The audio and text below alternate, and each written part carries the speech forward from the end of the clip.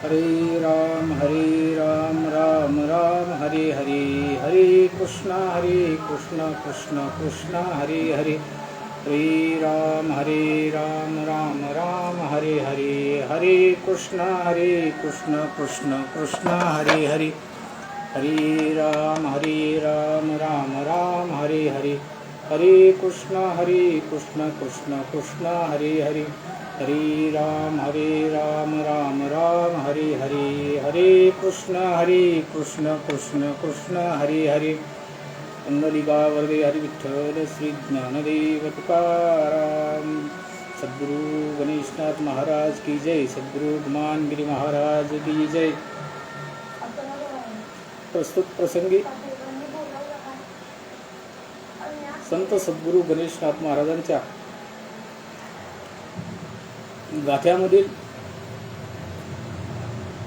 जो आपला असणारा प्रवचनरूपी प्रवास चालू आहे, त्याचाच एक भाग म्हणून आजची असणारी प्रवचनाची सेवा या ठिकाणी मला प्राप्त झाली। अतिशय सुंदर असणारा उपक्रम थोडासा परिहारापूर्वक येतो। प्रातस्मरणीय वैकुंठवासी सद्गुरु गुमानगिरी महाराज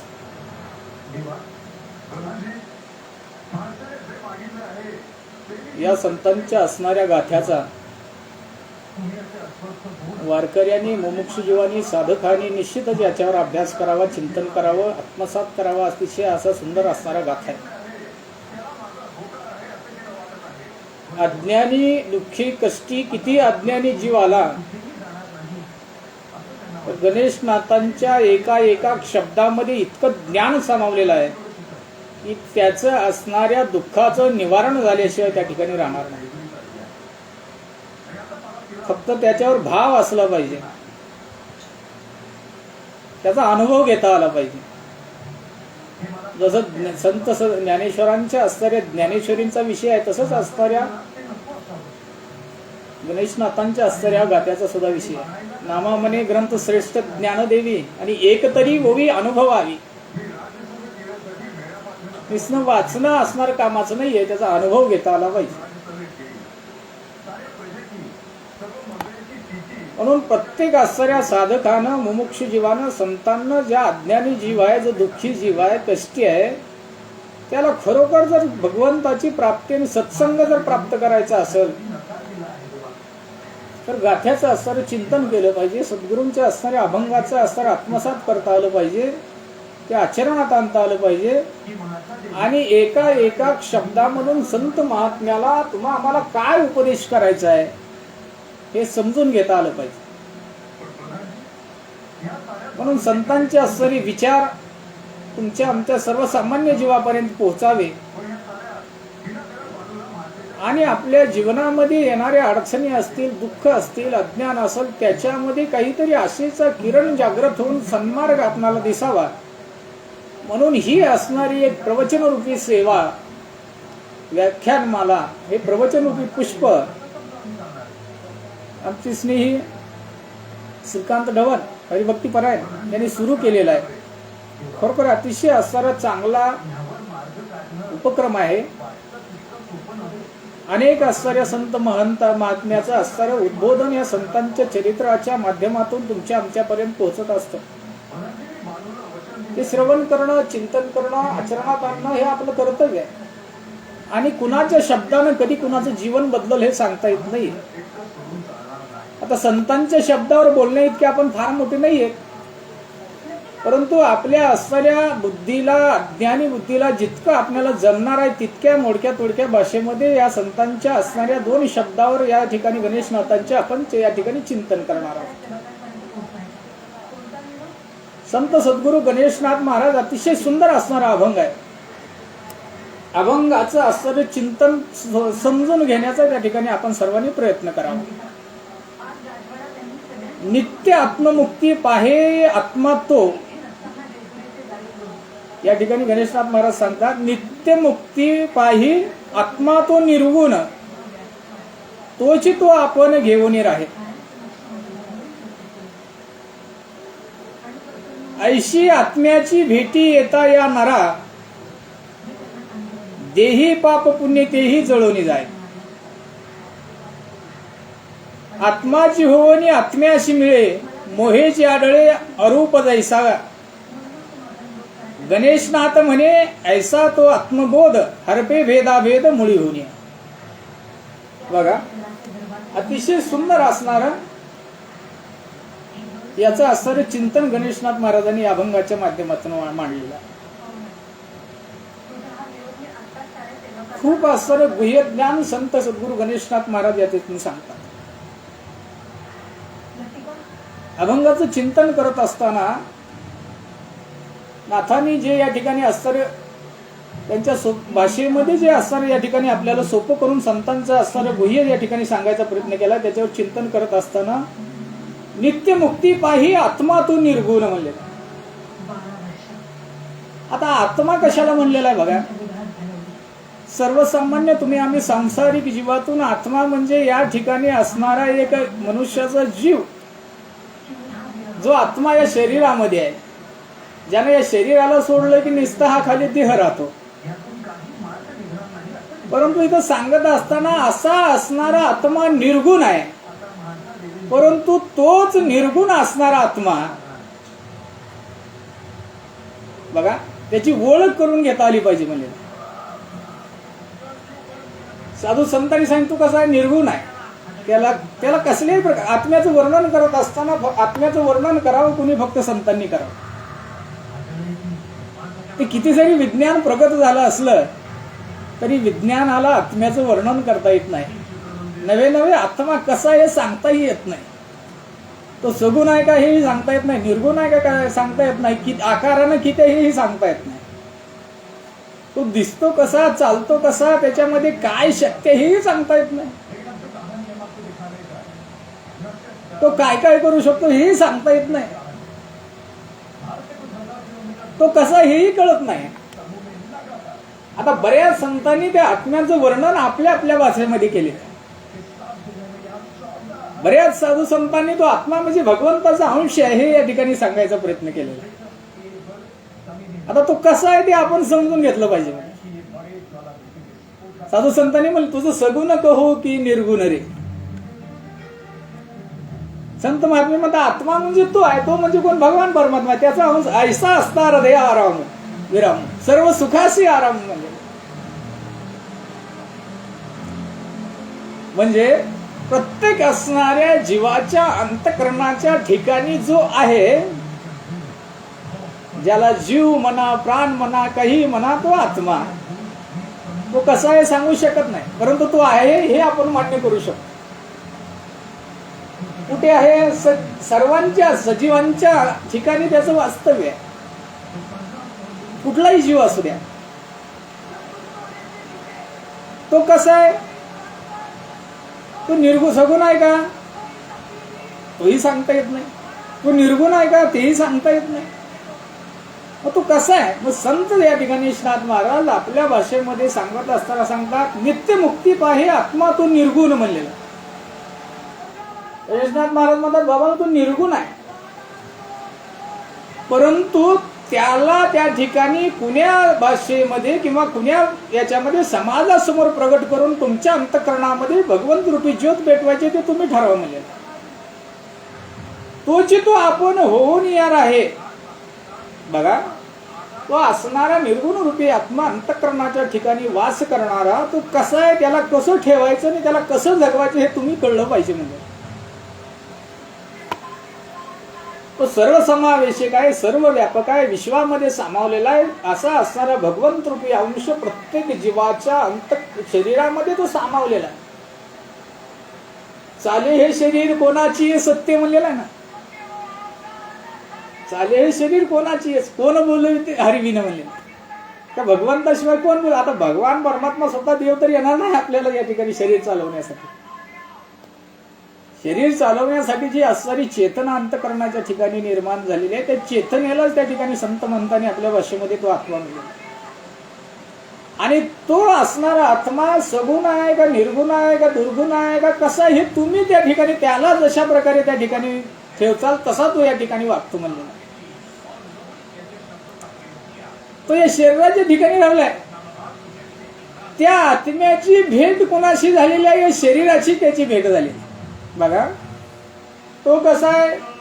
अमर आहे, चिरंतर आहे, नित्य आहे. फक्त हे साधन आहे. म्हणजे त्या भगवंताचा अंशरूपी आत्मा ज्यावेळेस या ठिकाणी त्याला जन्म मृत्यू लोकांमध्ये येऊन कार्य करायचं आहे, त्यावेळेस त्यानं साधन म्हणून या देहाला असणारी संगत धरलेली आहे. हा देह म्हणजे साधन आहे, हे साध्य नाहीये, साधन आहे. आता याच्यानं काय साध्य करायचं तो आत्म्यानं ठरवलं पाहिजे. शरीर ठरवू शकत नाही. शरीरानं काही जरी ठरवलं तर ते पूर्ण करायचं का नाही ते त्याला माहित आहे. म्हणजे मग आता त्या आत्म्याला त्या ठिकाणी, त्या आत्माबोधाला त्या ठिकाणी आपण जागृत केलं पाहिजे. जागृत कोण करतंय म्हणलेलं आहे? इथं सांगितलं की त्या आत्म्यानं संगत कोणाची, भेट कोणाची त्याला झाली, हे त्या ठिकाणी महत्वाचं आहे. त्याला संगत कोणाची सापडली याच्यावर तू काय करायचं ते करतो. संगत ज्याची घडली तसा तो घडला.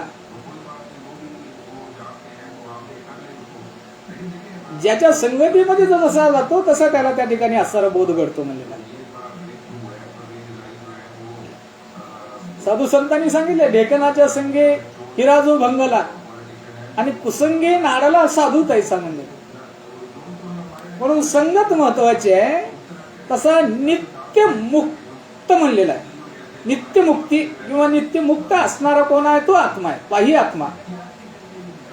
तो मुक्त आहे, कोणाच्या बंधनामध्ये राहणार नाहीये. परंतु त्याला ज्याची संगत लागली त्या संगतीमध्ये त्यानं या शरीरातून तसं काम करून घेतलेलं. काय प्राप्त करायचं हे आपण ठरवलं पाहिजे. म्हणजे त्या आत्मा त्या ठिकाणी ठरवतो तुम्हाला काय व्हायचं.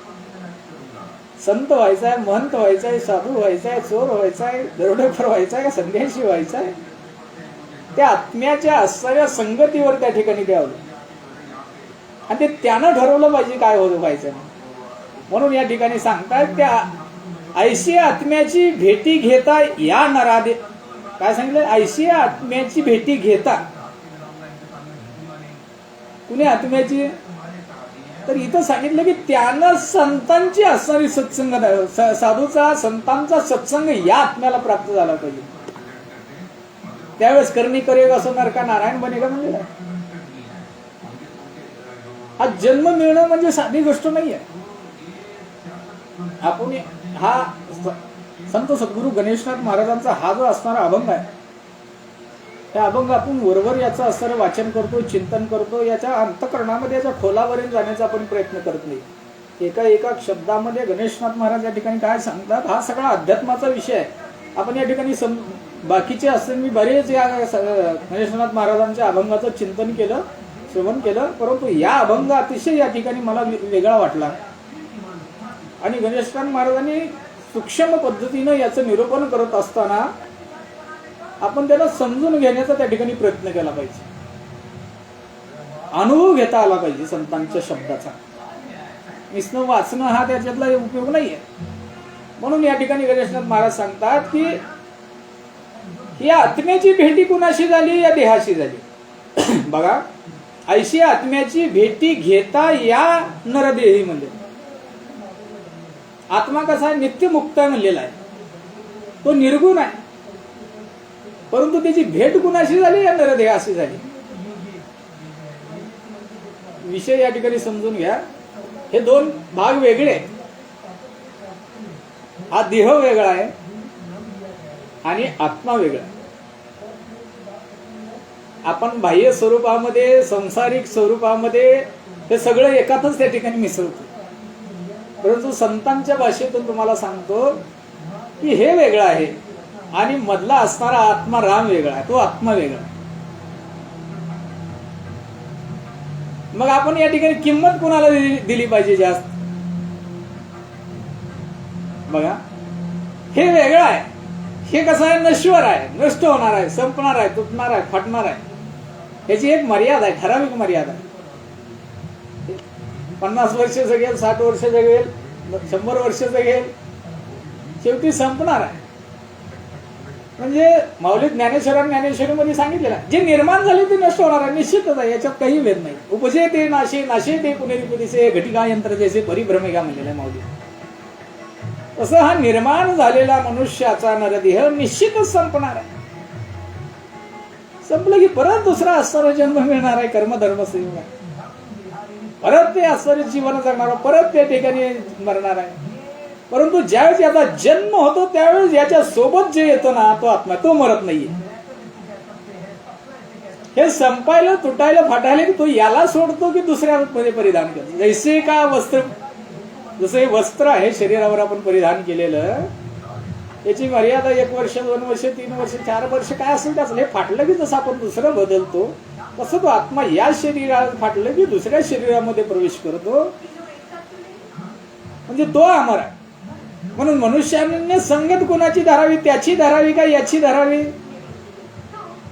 हा अध्यात्माचा विषय. मनुष्य जीवाची असणारी फसगत कुठं झाली या ठिकाणी संत महात्मे सांगतात. अरे जे निरंतर आहे, जे सुखरूप आहे, जे अनंत आहे, जे अनादि आहे, ते नश्वर आहे, जे चिरकाळ शांती आहे, त्याला सोडून आपण या नश्वराला माझं म्हणलेलं. आपलं प्रेम त्याच्यावर नाही, आपलं प्रेम या देहावर आहे. आपलं म्हणजे प्रत्येक असणाऱ्या जीवाचं असणारं प्रेम या देहावर आहे म्हणलेलं. प्रत्येक जीव कुठलाही असू द्या, जीवाला असणार, या मनुष्याला असणारं प्रेम कशाविषयी आहे, देहाविषयी आहे. प्रेम हे आत्म्याविषयी असलं पाहिजे, परंतु प्रत्येकाला देहाविषयी असणारे प्रेम, यालाच आपण सजवण्याचा, नटवण्याचा, यालाच माझं सर्वस्व म्हणण्याचा आपण प्रयत्न करतो. परंतु बारकाईनं संत महात्मे सांगतात की हे नाहीये बाबा सर्वस्व, हे साधन आहे. या साधनानं सिद्धता प्राप्त करायची असते, साधनानं साध्य प्राप्त करायचं आहे. म्हणजे असाध्य ते साध्य करिता असं आहे असं म्हणजे हे साधन आहे. जसं एखादं काम करण्याकरता एखादं साधन लागतं, तसं शरीर हे साधन आहे. मग या साधनानं काय मिळवायचं म्हणलं की याच्याबरोबर जे आयुष्य दिले ना, भागवतामध्ये म्हणजे आयुष्याच्या साधने सच्चिदानंद पदवी घेणे म्हणून. बाकीच्या पदव्या व्यावहारिक कितीही मिळवू, मिळवता येतील, प्राप्तही होतील, त्याला महत्व नाहीये. सच्चिदानंद रूपी पदवी त्या ठिकाणी मनुष्याला त्या ठिकाणी प्राप्त करता आली पाहिजे. म्हणून तुम्हाला जाता जाता सांगतोय की माणसाचा जन्म मिळणं हे दुर्लभ आहे. आपण त्याचं बारकाईने चिंतन करत नाहीये. मनुष्य जगला किती याला किंमत नाहीये. 100 वर्ष जगला, 200 वर्ष जगला, याला किंमत नाही. जगला कसा याला किंमत. उत्तमची उरी कीर्ती मागे म्हणले. कुणी विचारत नाही किती वर्ष जगला, जगला कसा याला महत्व. म्हणून माऊली ज्ञानेश्वरांचं असणारं वय किती होतं, 16 वर्षाचं. 21व्या वर्षी समाधी घेतली हा भाग वेगळा. परंतु वयाच्या 16व्या वर्षीच्या मुलाला या ठिकाणी उपाधी काय प्राप्त, जगताची जगन माऊली ही असणारी उपाधी प्राप्त झाली. कोणी म्हणतं का 16 वर्षाच्या पुराला माऊली आईची उपमा दिलेली आहे साधू संत महात्मे. म्हणून जगले किती याला किंमत नाही. मुक्ताबाईचं असणारं वय किती होतं. 8 वर्षाच्या मुक्ताबाईनं 1400 वर्षाचा योगी पुरुष चांगदेवाला उपदेश केला. बघा अधिकार काय. मुक्ताबाईचं वय 8 वर्षाचं. उपदेश कुणाला, चांगदेवाला. ज्या चांगदेवानं आपल्या योग सामर्थ्यानं या कितीतरी वेळेस या मृत्यूला चकवा दिलेला.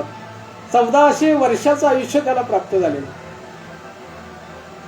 त्या मुक्ताबाईला त्याला उपदेश केला. त्या गुरु करून घ्यावं लागलं चांगदेवाला मुक्ताबाई. हा अधिकार. म्हणून जगला किती याला उपयोग नाही, जगला कसा याला उपयोग. म्हणून संत महात्मे म्हणतात आता तरी पुढे हाची उपदेश. आपण बारकाईनं संतांच्या शब्दावर या ठिकाणी चिंतन करत नाहीये. साधू संतांनी काय सांग, आता तरी पुढे हाची उपदेश. बघा हाची उपदेश. कशाचा उपदेश. नका करू नाश आयुष्याचा. नाश कशाचा करू नये म्हणलेला, आयुष्याचा. नका करू नाश देहाचा म्हणलेलं नाहीये. कारण देह आहे नाशिवंत आहे, नश्वर आहे. नाशिवंत ते संपणार आहे. परंतु आयुष्य दुर्मिळ आहे. आपण आजपर्यंत किती जगलो हे या ठिकाणी सांगू शकतो, परंतु इथून जगणार आहे हे किती सांगू शकत नाहीये. म्हणून प्रत्येक क्षण या ठिकाणी महत्वाचा आहे आयुष्यातला. म्हणून त्या आयुष्याचा असणारा नाश करू नये असं संत महात्मे या ठिकाणी सांगतात. म्हणून गणेशनाथ महाराजांनी सांगितलेलं की बाबांनो, असा असणारा हा निर्गुण स्वरूप असणारा आत्मा ज्यावेळेस या नरदेहाची भेटी झाली, अशी आत्म्याची भेटी होता या नरदेही म्हणजे बघा, पाप पुण्य तेही जळून जाय. संतांचे शब्द या ठिकाणी समजून घेण्याचा प्रयत्न करा. जन्म झाल्यानंतर, शरीर प्राप्त झाल्यानंतर जशा प्रकारे जन्माला आलेलं बाळ हे सगुण आहे का निर्गुण आहे, पापी आहे का पुण्यवान आहे, जसं त्याच्या देहाविषयी त्या ठिकाणी काही सांगू शकत नाहीये. परंतु ज्यावेळेस त्याला अशा निर्गुण रूपी त्या देहाला आत्म्याचा सत्संग ज्यावेळेस झाला ना,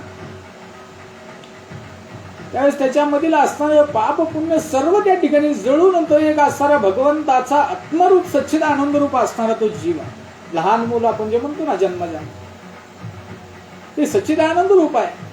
म्हणून इथं म्हणलेलं आहे, ज्यावेळेस या शरीराची मनुष्याचा जन्म होत असताना शरीराची आणि या आत्म्याची ज्यावेळेस भेट झाली, त्यावेळेस पाप पुण्य दोन्ही तेही जळून जाय म्हणलेलं. आत्माशी होऊन आत्म्याशी मिळेल, मोहाचे आढळे अनुरूप जैसा.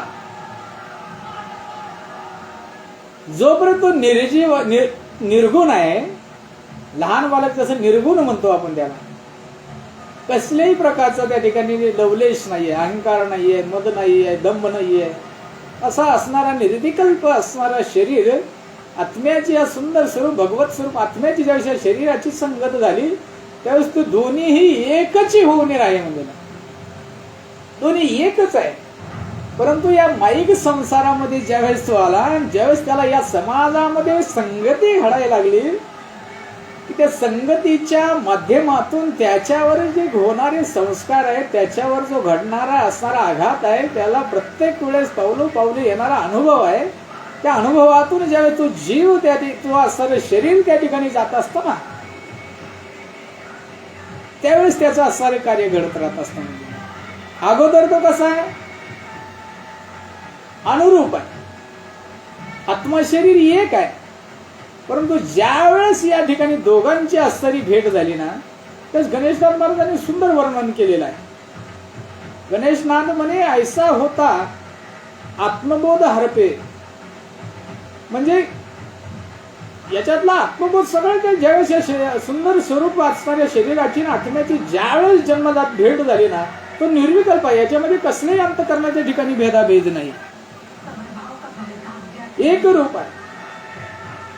परंतु ज्यावेळेस या शरीरानं त्या आत्म्यावरचा लोभ सोडला आणि नुसत्या शरीरावर ज्या जीवानं त्या ठिकाणी असताना आपलं प्रेम प्रगट करायला सुरुवात केली, की तिथं द्वैत निर्माण होतं.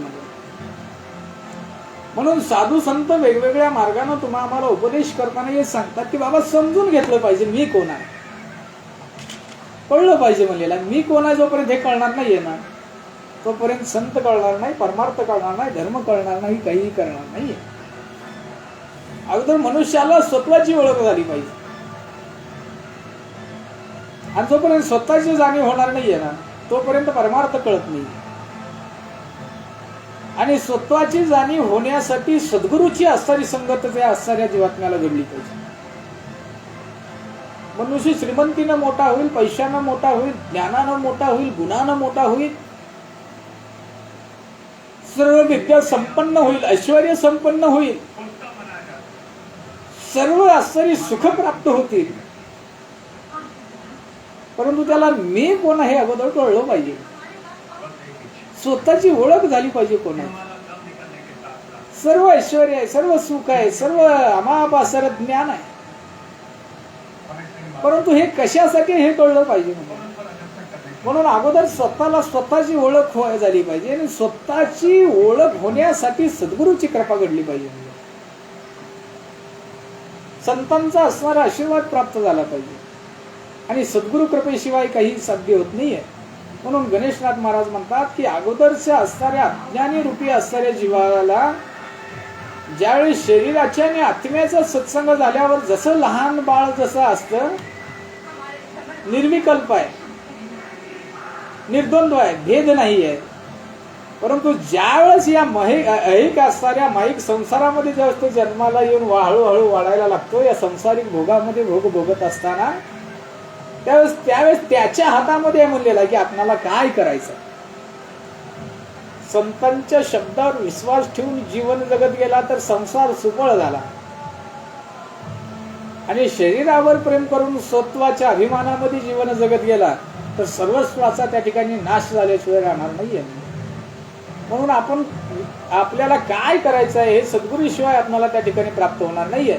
म्हणून वेळोवेळी असणाऱ्या सद्गुरूंना शरण गेलं पाहिजे, त्यांच्या शब्दानं त्या ठिकाणी आचरण केलं पाहिजे, आणि कुणाच्या असणाऱ्या सामर्थ्यानं, कुणाच्या शब्दानं कुणाचं जीवन बदललं हे सांगता येत नाही. मी मगाच म्हणलो तसं मनुष्य कितीही त्या ठिकाणी अज्ञानी असला तर संत कृपेशिवाय त्याच्यामध्ये त्या ठिकाणी असणारे देवत्व प्राप्त होत नाही.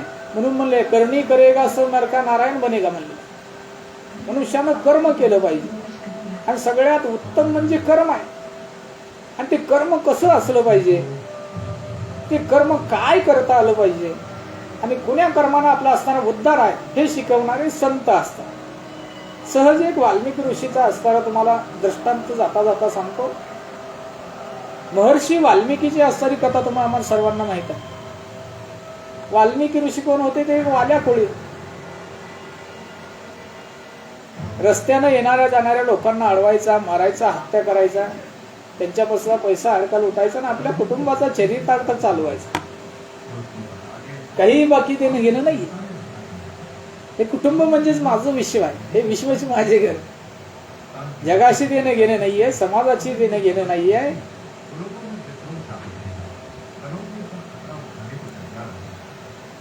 म्हणून या ठिकाणी त्यामध्ये बोलत असताना वाल्मिकी ऋषीची असणारी ही अवस्था, फॅन बंद करा. वाल्मिकी ऋषीचा उपदेश करत असताना ज्यावेळेस वाल्या कोळी त्या जंगलामध्ये त्या असणाऱ्या रस्त्यानं येणाऱ्या जाणाऱ्या लोकांना अडवायचा, किती लोक मारले माहिती नाही, किती हत्या केल्या माहिती नाहीये, कशासाठी करतो हेही माहिती नाही. फक्त मिळणाऱ्या पैशातून माझ्या आणि माझ्या कुटुंबाचा चरितार्थ चालला पाहिजे, एवढाच असणारा उपदेश. आपणही विचार करू शकत नाही की किती माणसं मारली असतात. माझ्या वाचनामध्ये आलेलं सहज सांगतो की एक मनुष्य मारला की एक लहानसा असा खडा घ्यायचा आणि रांजणामध्ये त्या वाल्यानं टाकायचा, रांजणामध्ये टाकायचा. एक मनुष्य मारला की एक खडा घ्यायचा आणि रांजणामध्ये टाकायचा. अशी 7 रांजण भरली त्या वाल्या. किती मारले? अगणित. किती पाप झाला असं. इतका मोठा महापापी असणारे वाला. परंतु त्याच वाल्याला एके दिवशी असणारा त्याच जंगलामध्ये नारदांचा सत्संग झाला. ती कथा मी सांगत बसत नाही, आपल्या सर्वांना माहित आहे. सद्गुरु रूपी नारदाचा ज्यावेळेस असणारा सत्संग त्या वाल्याला झाला, वाल्यावर त्या नारदांचा असणारा बोध झाला. महर्षी नारदाने त्याच्यामध्ये त्या ठिकाणी त्याला त्याच्या असणाऱ्या कर्माची जाणीव करून दिली. त्याला सावध करण्याचा प्रयत्न त्या ठिकाणी नारदानी केला. ऐसा झळझळून बहिलाने म्हणल्यानुसार नारदांचे शब्द त्याच्या अंतःकरणाच्या ठिकाणी बिंबायला लागले. त्याच्या झालेल्या असणाऱ्या पापांची, त्याच्या कर्माची आठवण करून त्या महर्षी नारदांनी त्याला दिली. अंतःकरणाच्या ठिकाणी ज्या जसे नारदांचे शब्द त्याच्या कानातून हृदयामध्ये उतरू लागले, सर्व अंग त्याचं घामानं त्या ठिकाणी भिजून निघालं, अंग थरथर कापू लागलं. एकेका शब्दांचा संतांचा विचार करू लागला. किती मी पाप केलं, निरापराध लोकांची किती हत्या केली आहे. एवढ्या माझ्या हत्येच्या पापातून मला कोण मुक्त करणार आहे. कडकडून नारदांच्या पायाला मिठी मारली. नारदाला विनंती करू लागला, महर्षी या पापातून मुक्त होण्यासाठी काहीतरी मला उपाय सुचवा. काहीतरी असणारा मंत्र द्या. तर महर्षी नारदाने त्याला रामनामाचा असणारा त्या ठिकाणी मंत्र दिला होता. त्याला राम ही नीट म्हणता येत नव्हतं. दररोज माणसाचे मारा, तोडा, कापा हे शब्द कानावर पडलेले किंकाळ्या लोकांच्या विनवण्या, एवढंच. मारा माहित आहे परंतु राम माहित नाही. तेच शब्द उच्चारत राम राम राम हा एकच असणारा मंत्र त्या महर्षी वाल्मिकीला त्या नारदाने दिला. एवढ्याच एका शब्दाचा उच्चार करत बस. बघा, त्या वाल्यानं हा विचार केला नाही की मी इतकं पाप केलंय, माझं आता निम्म आयुष्य संपलंय, आता रामराम म्हणून माझा काय होणार आहे, असं नाही. नारदांच्या संतांच्या शब्दावर वाल्यानं विश्वास ठेवून त्या ठिकाणी असताना रामनामाचं स्मरण केलं आणि काय अधिकार प्राप्त झाला. वाल्याचा वाल्मिकी ऋषी झाला हा अधिकार नाहीये. अधिकार काय प्राप्त झाला बारकाईने त्या ठिकाणी चिंतन करा. सांगतो की रामनामानं वाल्या कोळ्याचा वाल्मिकी ऋषी झाला यात नवल नाहीये. त्या वाल्यानं 100 कोटी श्लोकाचं रामायण लिहिलं. काय अधिकार आहे. ज्याला राम म्हणता येत नव्हतं त्यानं त्या रामनामाच्या सामर्थ्यानं 100 कोटी रामायण लिहिलं. आता काही जण म्हणते रामायण लिहिलं यात काय नवल आहे. बरेच जण कथा कादंबऱ्या ग्रंथ लिहिणारे लोक आहेत, लिहिलं असेल तसं, त्यात काय एवढं नवल. अहो नवल याच्यातही नाहीये. वाल्मिकी ऋषीला वाल्या कोळ्याला वाल्मिकी ऋषीत्व त्यावेळेस प्राप्त होतं की रामचंद्र प्रभू राजा दशरथाच्या घरी राम म्हणून अवतार घेण्या अगोदर रामायण त्या वाल्या कोळ्याने लिहून ठेवले. बघा, रामचंद्रानं अवतारी घेतला त्याच्या अगोदर यानं रामायण लिहून तयार केलं. किती मोठा अधिकार आहे. आता म्हणता याच्यातही काय नव्हतं आहे, त्याला तसं सुचलं असेल परत रामाचा अवतार झाला असेल आणि राम तसा झाला असेल. अधिकार त्याची नाहीये. वाल्या कोळ्याला वाल्मिकी ऋषींना अधिकार त्यावेळेस प्राप्त होतो की स्वतः ब्रह्मांड नायक परब्रह्म रामचंद्र प्रभू राजा दशरथाच्या घरी ज्यावेळेस राम म्हणून अवताराला आले ना, वाल्मिकी ऋषींनी रामायणामध्ये जसं लिहिलं तसंच रामाला वागावं लागलं. त्याच्या पुढे एक शब्दही वागता आलं नाही, पाठीमागे मी एक शब्द त्या रामचंद्र प्रभूला वागता आलं नाही. जितकं वाल्मिकीने लिहिलंय, जसं लिहिलंय तसंच अवतार कार्य करावं लागलं. हा अधिकार. म्हणून या ठिकाणी असणारे संत महंतांच्या शब्दावर आपण त्या ठिकाणी विश्वास ठेवून आचरण केलं पाहिजे. बाकी सर्व आयुष्यातील असणाऱ्या घटना प्रपंच सर्व असणारे होत राहत असतात, परंतु परमार्थ हा साधू संतांच्या शब्दावर विश्वास ठेवून आपण त्या ठिकाणी केला पाहिजे. म्हणून या ठिकाणी जाता जाता उशीर झाला. अगोदरच असताना प्रवचन होती सेवा सुरू करायला उशीर झाला होता. मी प्रवासामध्ये होतो. प्रवासामधून यायला थोडासा उशीर झाला. म्हणून आपल्या सर्व असणाऱ्या श्रोते मंडळीची मायबापांची या ठिकाणी असणारी क्षमा मागतो आणि धावत्या वेळेमध्ये संतांच्या असणाऱ्या शब्दावर बोलण्याचा प्रयत्न केला. दररोज आपणारी संत सद्गुरू गणेशनाथ महाराजांच्या अभंगावर, प्रत्येक असणाऱ्या अभंगावर या ठिकाणी असणारी प्रवचन रूपी सेवा संत सद्गुरू गणेशनाथ महाराज हे जे आपलं फेसबुक पेज आहे याच्या माध्यमातून ठेवलेलं आहे. प्रत्येकानं आवर्जून या असणाऱ्या श्रवण भक्तीचा असणारा लाभ घ्यावा.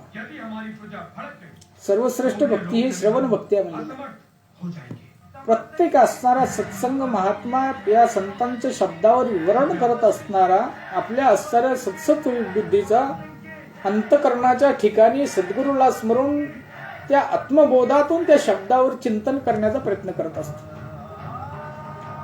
आणि शब्द हे स्वतः भगवंताचे शब्द असतात.